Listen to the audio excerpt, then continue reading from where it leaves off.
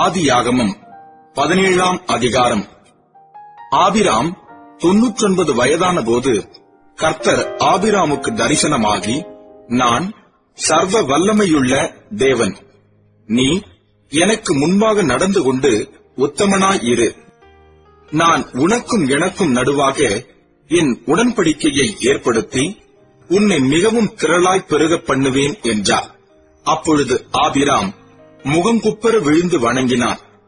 தேவன் அவனோட பேசி, நான் உன்னோட பண்ணுகிற என் உடன்படிக்கை என்னவென்றால், நீ திரளான ஜாதிகளுக்கு தகப்பனாவாய்.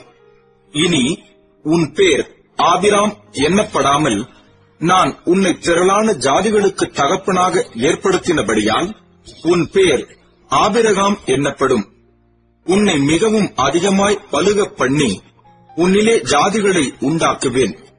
உன்னிடத்திலிருந்து ராஜாக்கள் தோன்றுவார்கள்.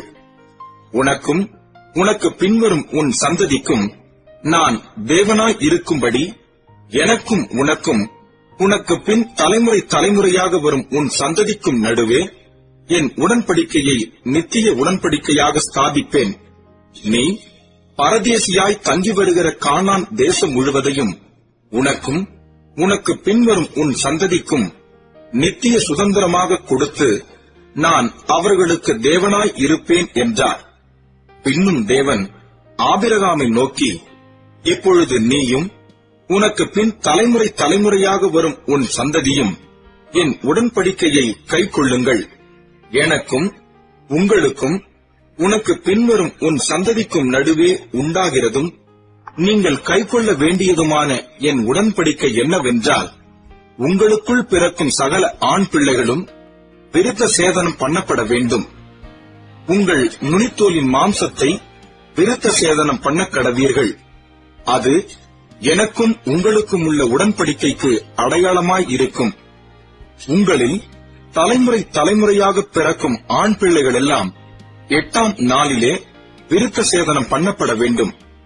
வீட்டிலே பிறந்த பிள்ளையும் உன் வித்தல்லாத அந்நியனிடத்தில் பணத்திற்கு கொல்லப்பட்ட எந்த பிள்ளையும் அப்படியே விருத்த சேதனம் பண்ணப்பட வேண்டும்.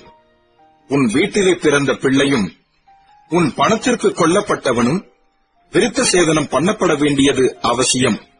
இப்படி என் உடன்படிக்கை உங்கள் மாம்சத்திலே நித்திய உடன்படிக்கையாக இருக்க கடவது.